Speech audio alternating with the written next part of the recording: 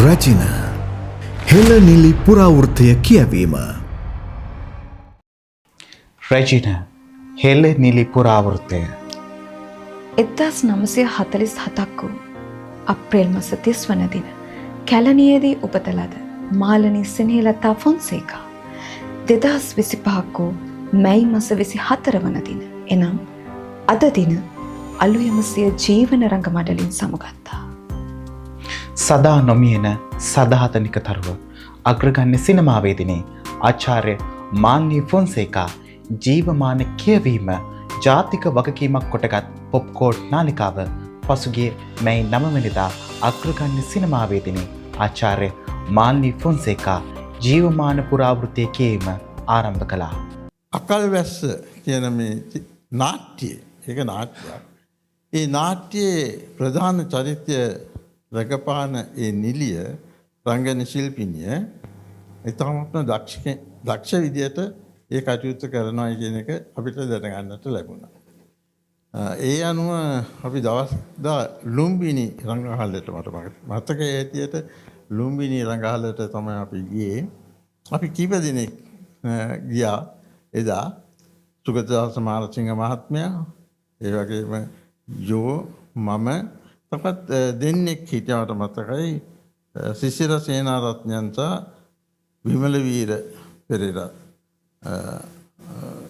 වගේ අපි 5 දෙනෙක් මට මතක හැටියට අපි ඒ ලුම්බිනි රංගහලට ගියා මේ චිත්‍රපටිය මේ නාට්‍ය නරඹන්නට.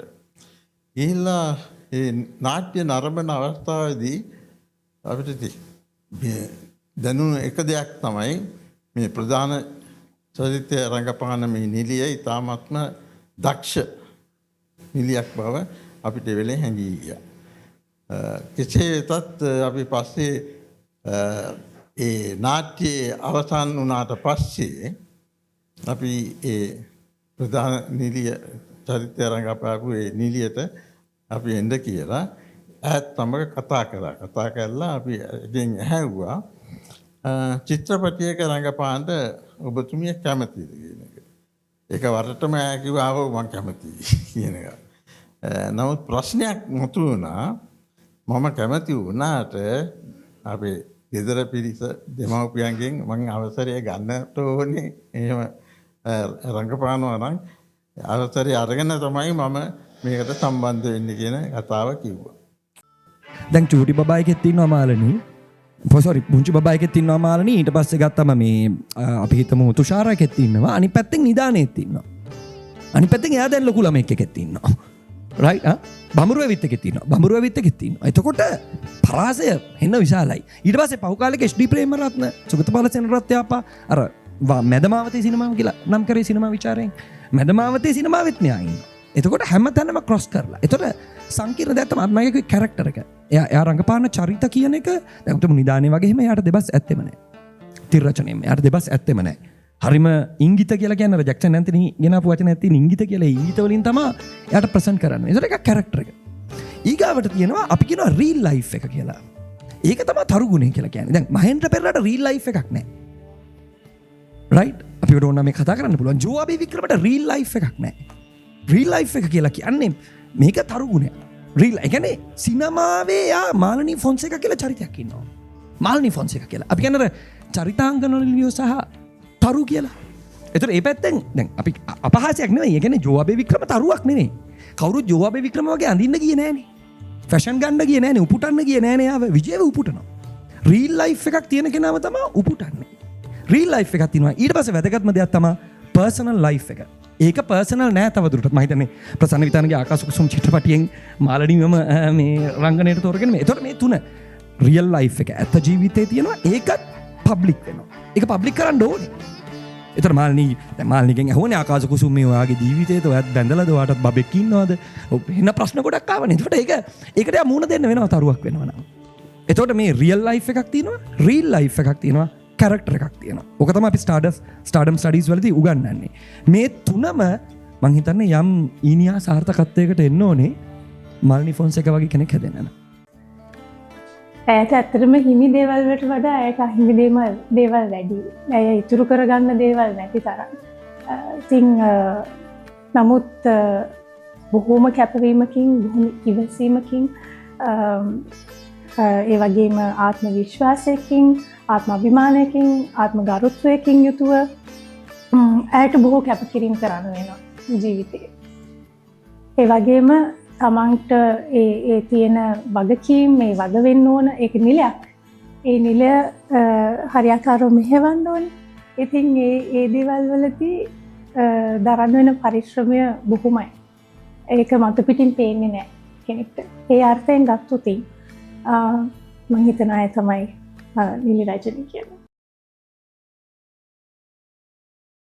මට මතකයි මම ලෙස්ටර් මහත්තයා හම්බ වෙනකොට මේ මාල්නි ෆොන්සේකා මේ ජීවිත කතාව ලියන්න මිස්ටර් පීරිස් මට කිව්ව එකක් තමයි මාල්නි ෆොන්සේකා නිදානේ රූගත කිරීම වලට එන්නේ මල්ගස් වටේ නටලා සින්දු වල රඟපාලා කමර්ෂල් චිත්‍රපටි කරලා ඒ සෙට් එකේ ඉඳලා මේ සෙට් එකට එනවා. ඇවිල්ලා නිදානේ රඟපානවා. ඒක ගාමිණී ෆොන්සේකා මාල්නි ෆොන්සේකා දෙන්නම.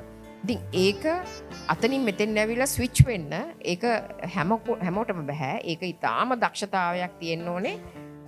ඒකට හේතුව මම හිතනවා පෞද්ගලිකව මාල්නි ෆොන්සේකා කියලා කියන මේ ස්ත්‍රිය කාන්තාව ඉපදිලා තියෙන්නේ වෙන මොනවටවත් නෙවෙයි. කියන්නේ එයාට වෙන කුසලතා නැහැ. එකම එක කුසලතාවය තමයි රඟපෑම. ඉතින් ඒ නිසා තමයි එයා 1960 ගණන් වල ඉඳලා වේදිකා නාට්‍යවලත් ඊට පස්සේ වේදිකා නාට්‍ය 14ක රඟපාලා තියෙනවා. ඊට පස්සේ චිත්‍රපට වලට සම්බන්ධ වෙන්නේ. ඉතින් ඒ තිසලින්ද සූරිය මහතා තමයි ගිහිල්ලා මේ දැකලා ඒක අරගත්ත කියලා දැන් ඒ අතීත කතාව අපි දන්නවනේ. ඉතින් අර ක්‍රෂ් එක බවට පත් වෙන්නේ අදටත් සමහරුන්ගේ ක්‍රෂ් එක තමයි මාල්නි ෆොන්සේකා. ඒක තමයි අපි හුඟක් අය කැමති අපිට දුරින් තියෙන දේවල් වලට. තරුවක් කියන්නේ දුරින් තියෙන සහ දිදුලන වස්තුවකට නේ. ඉතින් හැබැයි ඇත්තටම මේ මිනිස්සු මහ පොළොවේ ඉන්නවා. නමුත් කර්මාන්තයක් විසින් එහෙම දෙයක් මවල පෙන්නනවා. එතකොට ඒ තරුගුණය කියන එක ඉහට ගහගත්තේ නැති රංගන ශිල්පිනියක් නිසාම ඇයට ඇයගේ රංගන කාර්ය බොහොම අව්‍යාජව එදත් අදත් පවත්වාගෙන යන්න පුළුවන් වෙන්නේ නැති ඒ හරහා ගොඩනැගෙන ආකර්ෂණය නිසා මිනිස්සු ඇයව මහා ඉහළින් පිළිගන්නේ නැති කියලා මම හිතනවා. මාල්නික දෙන ඉතාලම වැදගත්කම තමයි දැන් මාලනී සහ ස්වර්ණා. මේ අපි දෙන්න ගත්ත මගේ සසඳීම කියන එක අවුලක් තියෙනවා. නමුත් අපි නිකන් මතක් කළොත් දැන් මාලනීගේ පරාසය පුළුල්. ඒ කියන්නේ මාලනීට රංගනයෙන් දායක වෙන්න තිබ්බ දේවල් බැලුවොත් ඒ කියන්නේ මාලනී අර කිව්වා වගේ විවිධ. කියන යාට පුළුවන් ඉතාලම අපි හිතමු ඉතාලම බොළඳ පෙම්වතියගේ චරිතය, ආදරවන්තියගේ චරිතය, ඉතාලම සංකීර්ණ නැත නිදානය වගේ ඒ සංකීර්ණ ආත්මීය භාවමය ඉවසීමක් යම් කිසි විදියකට අවසානයේ පුපුරවා හැරීම දක්වා යන ඒ චරිත මේ සියලුම පදාසයක ඇයට පුළුවන් වෙනවා ඒ මේ චරිත භූමිකාවන් කරන්න. ඒක හරි විශේෂ දෙයක්. මොකද ලංකාවේ සිනමාවේ පළවෙනිම කාරණය තමයි අපි කියන්නේ අර මං කියන පෙම්වතිය කියන කාරණේ. පෙම්වතිය කියන කාරණේ ලාංකීය නූතනත්වයක් තුල සොයාගන්නේ මම හිතන්නේ මාලනී. රංගනයක් මෙතන මාලනී දක්වනවා. ඒ මන් දකින්නේ ඒ ඉතාම අපිට ගත යුත්තක් තියෙන සාරයක් තියෙන අපි ඒකට සම්භාව්‍ය කියලා කිව්ව මන් දන්නේ වචනේද කියලා. නමුත් අපිට සාරයක් තියෙන කෘතියක කිසිම දෙයක් දන්නේ නැහැ වගේ රංගපාන එක. ඒක අමාරු රංගනයේදී. හරිද? ඒක ලේසි එකක් නෙමෙයි. අනවශ්‍ය බැලෑරුම් බව මට මේ දේවල් මාර්ගදට තේරෙනවා කියලා කොහෙවත් මාල්ලිගෙන් සලකුණු වෙන්නේ නැහැ. මම ඒකම තමයි මාල්ලි මේ චිත්‍රපටයට එක්කව කරන ලස්සන. මම නම් හිතන්නේ විජයගේ මාල්ලිගේ ඔය රූපරාම තියෙන මම මේ සිනමාවේ ලංකාවේ සිනමාවේ දැකපු රොමැන්ටික්ම දර්ශනයක. ශ්‍රී ලාංකේය සිනමා කර්මාන්තේ ස්වර්ණමය යුග එකලු කළ සදා නොමියන සදාතනික තරුව රැජින හෙළ නිලි පුරාවෘත්තය කියවීමට පොප්කෝන් අපි ඉදිරියටත් සූදානමින්. අග්‍රගණ්‍ය සිනමාවේදිනී ආචාර්ය මාල්නී ෆොන්සේකා රචනයනි ඔබට සුබ ගමන්.